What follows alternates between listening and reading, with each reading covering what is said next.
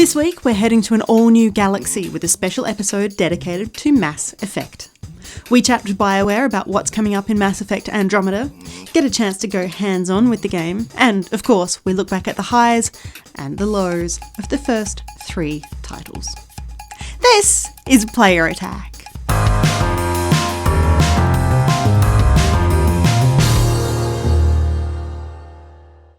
Hi, I'm Jessica Citizen and welcome to Player Attack for 2017. First things first, you can still catch us on TV. At the last moment, the Australian government granted community stations a little extra time on air. This means Player Attack is still showing on C44 in Adelaide, C31 in Melbourne and 31 Digital in Brisbane, as well as nationwide on Aurora on Foxtel and, of course, online at playerattack.com. It's already been a big year for video games, so let's take a look at the latest news. Nintendo's brand new Switch console is launching around the world on March 3, and we have a very special episode planned for launch day next week. In the meantime though, I'm going to assume you already know most of the important details about the hardware itself. You know there's a 6.2-inch capacitive touchscreen, 2 removable Joy-Cons, a kickstand and a handy dock that you can use if you want to run it in home console mode rather than as a handheld device.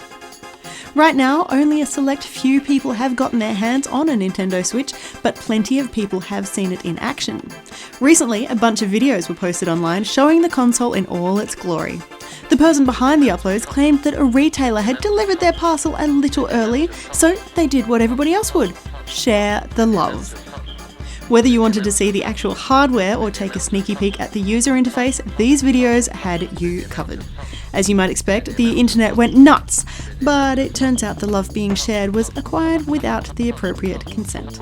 Nintendo has since made a public statement that a number of Switch consoles were stolen from a US distributor by employees, with at least one then being illegally resold.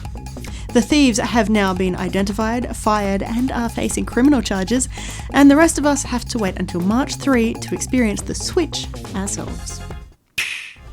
Moving on, there's a couple of big dates for Australian game fans to mark on their calendars.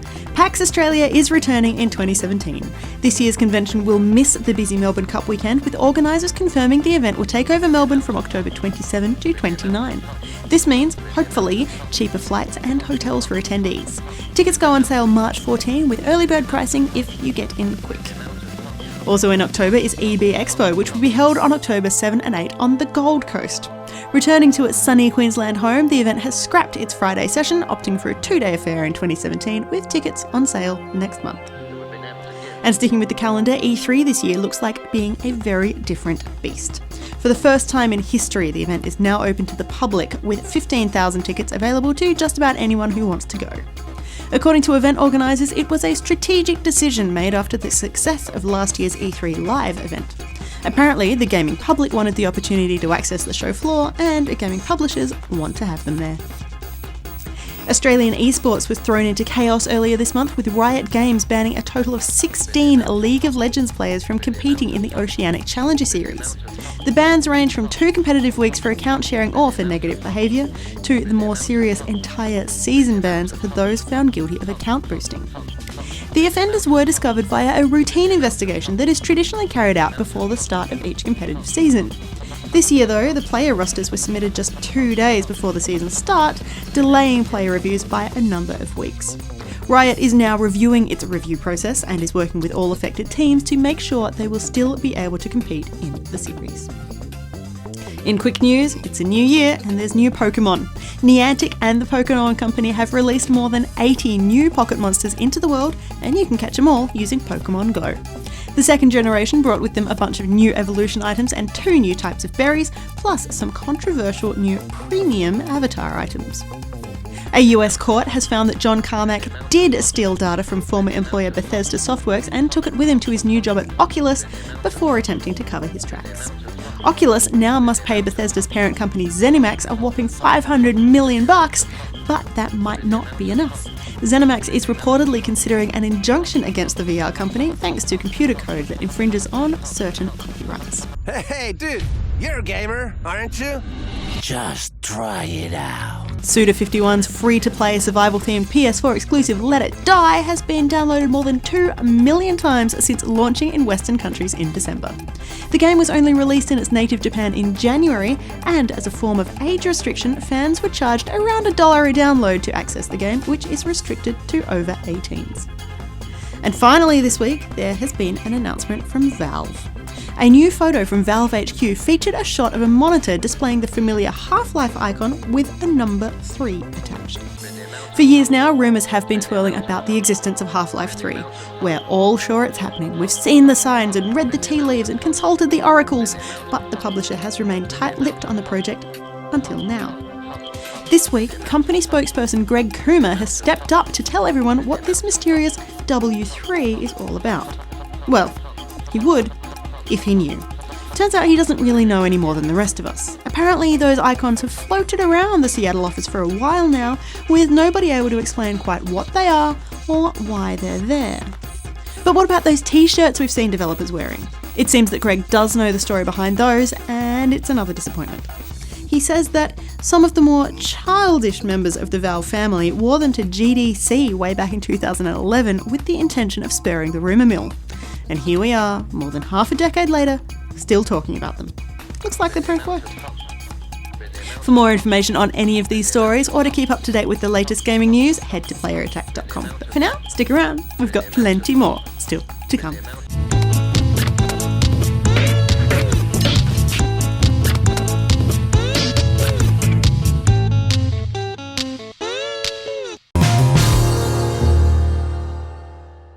My first experience with Mass Effect was when I played it at a friend's house. I just saw this game and I thought, holy crap, this game looks amazing. There was some really cool combat with it. You had some cool, weird psychic powers, throwing these ridiculous sort of blue beams around the place and knocking people over. And it was one of the games that made me want to get an Xbox 360 outside of something like Halo.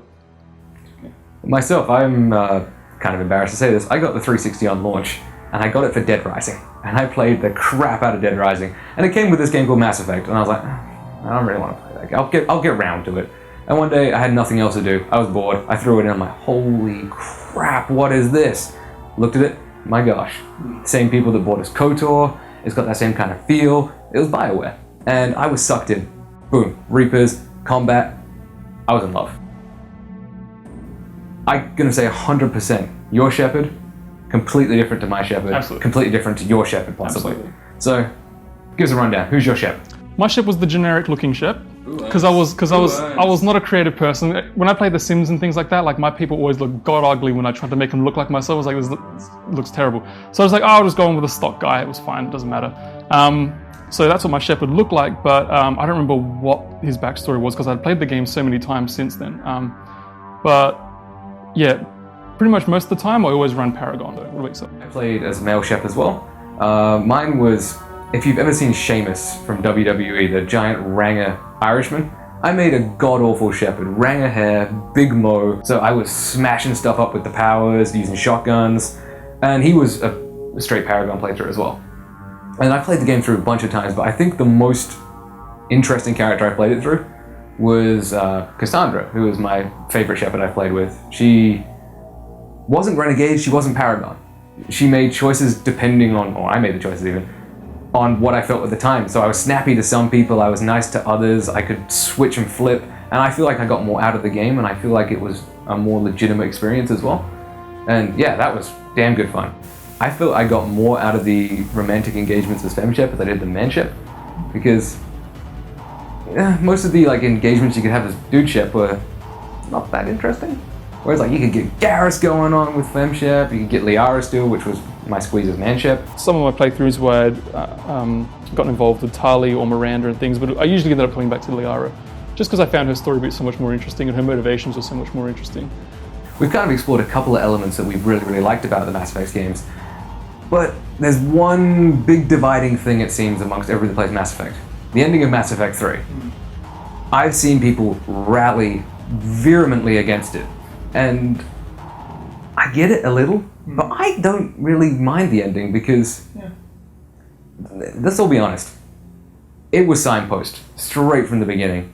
It was a sacrifice story. The guy's name is Shepard, It's all pretty laid out in basic like filmic terms. The 3 endings that were in the revised version, or 4 if you count, Shep's still alive. Yeah, sure, they didn't really close off that much of what people wanted, but what can you expect? It's like, there's so much variation of people's gameplay that you can't program an ending for each of those, because then you have such a high production cost. That's right. All those different choices just calculate so many different permutations of what's going out throughout the story beats and things. Like, you've got all these different races. Like, you've got choices that affect whether or not certain races survive and all these kinds of things. Like, what we're going to do at the end of the game, So, yeah, it didn't really bother me all that much. The game ended and I just kind of moved on, or I went back and played it again. But the end never really bothered me. It never really affected me. Moving on though with Andromeda, like, it opens into this. Well, not this, but Andromeda. They've opened up a whole new world now. But if they just create a completely detached experience in the universe I love, I'm sold. I'm in for it. What kind of things are you hoping that they bring back from the previous games, or don't bring back in this case? Well, we already know that there are going to be some familiar races that we've got. Of course, I hope the Elk are in it. I hope they bring back some of those sort of, I don't want to say lesser races, but sort of like the ones that are outside of the main races, your Asari, Turi, and all that kind of stuff. They could finally deliver on a Hanar Spectre. That'd be cool. Yeah. I'm really hoping that, on a mechanical sense, I hope they try and merge what made, in my opinion, 2 and 1 really good. I want the expanded character creation from 1 back, so lots more options for skills and stats. Yeah, because 1 was clunky, real clunky. Oh yeah. And when you go back to play that game now, like, it's just like, oof. It's tank controls, Resident Evil 1 style. But 2 made it much more fluid, and the movement in 3 I liked, like being able to run, dodge, cover, melee. Yeah. That was great, but I would like that expanded character creation, because 2 kind of narrowed it down, 3 it just felt like I was picking options to do more DPS if it was that. So that would be cool. I'm kind of hoping we get some more customization elements in. Maybe ships, you can physically modify bits, also statistically modify bits. If you could modify your Mako, make it more specialized, that'd be cool too. Gear, just, lots of, I don't know, making it more unique is what I think I'd like. Well, there was a new trailer that came out just days ago where they broke down all the new combat elements and things like that. So, it's so much more fluid, you can do so much more, and you can zip around the battlefield, like all sorts of things. So, yeah. Thank you for hanging out with us, guys, and talking about the wonderful upcoming new Mass Effect. And hopefully, we'll see you soon.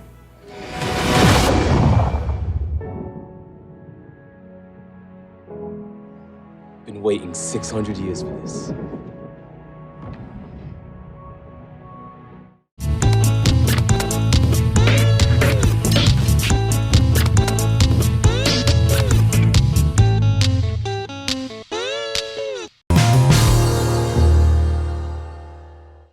In Mass Effect Andromeda, you are the Pathfinder, the ultimate adventurer in a vast, unexplored galaxy on a mission to find a new home for humanity. Can you make it somewhere tropical? Nice, warm ocean, summer year-round? I have just gone hands-on with Mass Effect Andromeda.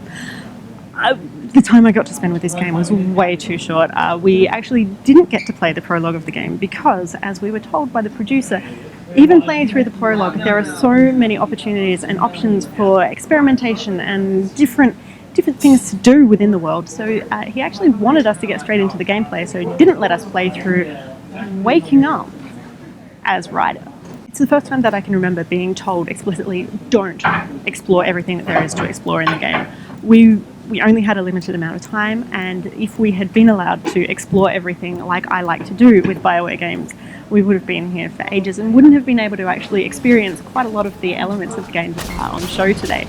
As it is today, we got to try out some scanning, we got to try out some combat, we got to try out all sorts of things, conversations with people. There were a few romance options available, and we got to see how things work. If you remember from Mass Effect 1, the maps were actually quite detailed, and there was quite a lot of depth involved, so you would climb mountains, and you would go through valleys, and you would enter caves, and this sort of thing. That's all back. So it feels, to me, a lot more. There's a lot of Dragon Age Inquisition happening here. So if you are a Dragon Age fan and you've been wishing for a more science fiction alternative option, this is definitely a game to check out. Now remember, BioWare has gotten rid of the Paragon and Renegade system in Mass Effect Andromeda. So when you're playing through, you actually get to make some non-binary choices at just about every point when you're faced with the conversation option. You're given more of a feeling or an emotion about how things will play out rather than just going, oh, right, yeah, this is a Paragon choice, this is a Renegade choice. So it's a lot more open that way, which opens up a lot more opportunities within the game. Get out, or I'll put you down. We didn't get a chance to play around with the character creation tools because, again, that's the sort of thing that you could lose hours to, just adjusting freckles and haircuts. But straight out of the box, Sarah and Scott look like real people that could have been plucked off the street, or they look like the sort of people who would go into these situations and become Pathfinders and do this sort of thing. So it's really nice to have really realistic looking people that you're playing with, because obviously you're going to spend a significant number of hours with these guys. So it's really nice for them to look so real. One of the things that many people like about BioWare games, of course, is the story. So if you are playing Mass Effect Andromeda and you're not keen on combat or action or violence, you can bump the difficulty down a bit so that you're playing on casual or narrative mode, which reduces the amount of combat that you need to do. So you can focus on the story and the gameplay and how things are working and how they fit together. It accepts that the combat is a key part of the story, and it's quite a major part of the Mass Effect universe, but it's not a crucial part to your gameplay. So if you're the sort of person who might have chosen not to play a game because you think that there's going to be too much shooting, or your reflexes aren't quite up to scratch, you can sort of skip that and you can just go straight for the game, which is really cool. So also if you just don't feel like fighting through wave after wave of aliens, then now you have another option. Combat, as always, they've taken a lot from the Mass Effect 3 multiplayer combat elements. They've made things really quite visceral and stuff. It's fast-paced and there's a lot there, and it's a cover-based shooter, but it's not, because you can also jump. And if you can jump, then why can't your enemies jump? And so if your enemies can jump, then that then opens up a whole lot of options there as well. It's still early days yet. The game isn't even quite finished yet, so you can expect a hefty day one patch to come out of BioWare. But we also weren't able to spend much time with it. And even if we were able to spend time with it, even if we were able to spend all day with it or all week, we probably still wouldn't be able to explore all of what's on offer here in Andromeda. And it's amazing. There's three-dimensional space, there's open world, there's countless planets to explore, and they've all been presented with the same level of BioWare polish that we have come to expect and that we've come to love from the studio. So yes, it's been 5 years. Yes, we've been teased, we've been tantalized, we've been looking forward to this one for a long time, and from what I've seen today, I think it's worth the wait. He's a human from another galaxy, a Pathfinder. I don't need an army. I've got a Krogan. You're right, it'll be fun. This is exactly why we came. Cover's blown, run! They want to fight? We'll give it to them! We're breaking! Keep it up!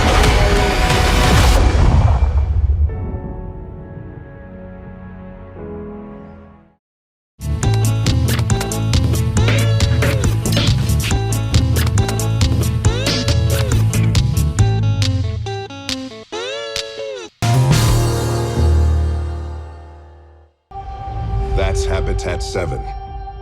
New Earth, if we're lucky. We're marooned. 20,000 souls adrift at sea. When the power runs out, stays out, we need to know if that's safe harbor.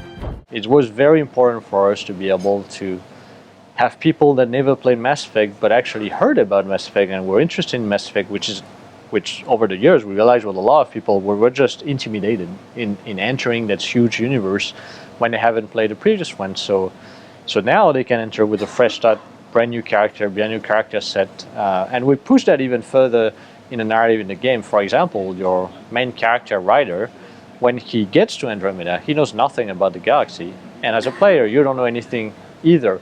So we wanted him to grow with the character, so we're really going with that idea that not only is a fresh start, but the player and the characters will grow together in that adventure. So A hothead. Great.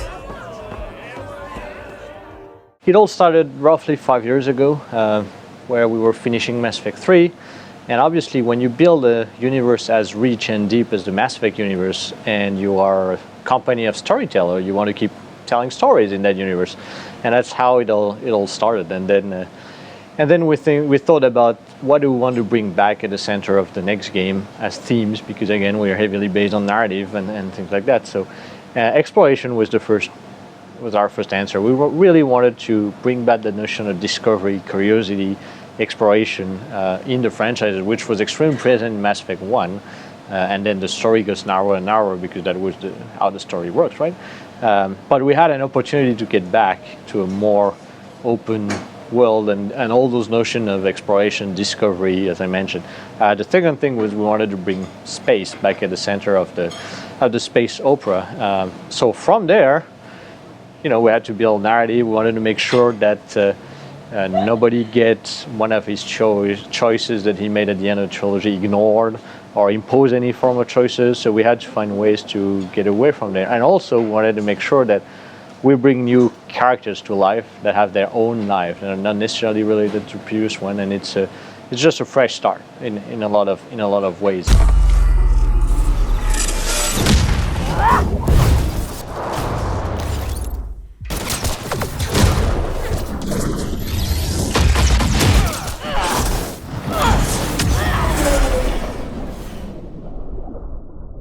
When you're working 5 years on a game, that's a very long time. And in our industry, it's more and more rare that you have the ability to work 5 years on a game. But the reason also is that BioWare as a company, as a studio in general, has always aimed for quality over quantity. But when you start to fresh starts, it means that you're going to iterate. And this is what takes time, because to reach quality, you have to fail numerous times and you have to try things. So on Mass Effect, we did try, I take the example of procedural generated worlds, for example, and we did build some. So we did more than try. We actually built some and we played them and we were just not happy with them. Not that it's bad in absolute, but it's not the type of game we want to do. It doesn't allow us to reach the quality we want to do, and more importantly, it doesn't allow us to we want our content to be meaningful. So not only qualitative, but meaningful into narrative, and that was impossible with this technique. I also mentioned that yes, we built space. We built numerous prototypes in space where you were able to pilot the Tempest and all that, but you open a Pandora box, so you don't want to create frustrations. That's exactly the reverse you want to do.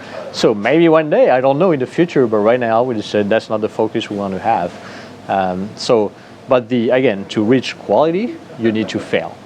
And in BioWare, I think it's a luxury for producers like me to be able to ask the team to fail and have the time to fail and the money to fail. This is a huge luxury in our industry, and we're very lucky.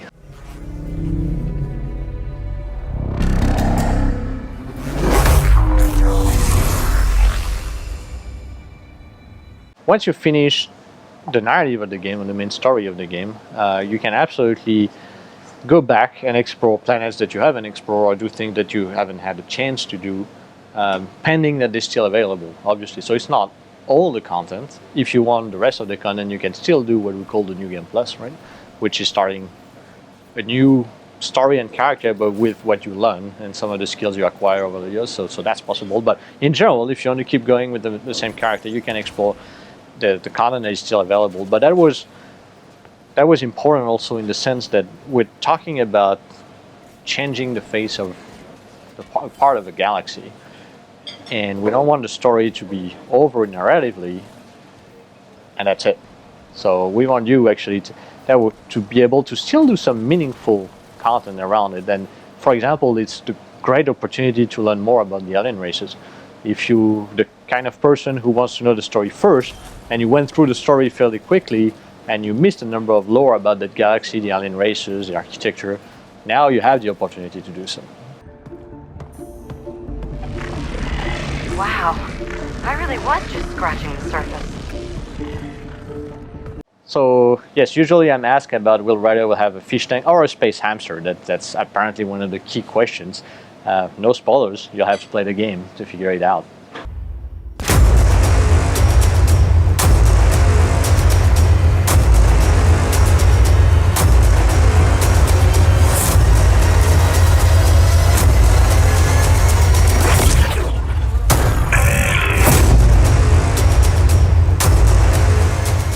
And that's about it for this edition of Player Attack. Thanks for watching. Next week is something very special. Nintendo is launching the Switch and we have an entire episode dedicated to this new hybrid console. We go hands-on with the hardware, check out a game or two, and look back at how Nintendo got to where it is now.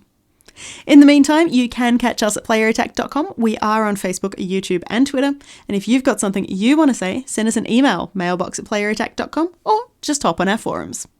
Also, if you want to support Player Attack, you can find us on Patreon and help us bring you the latest in gaming news, plus all these wonderful interviews and reviews from the world of video games. Till next week, I'm Jessica Citizen, and this is Player Attack.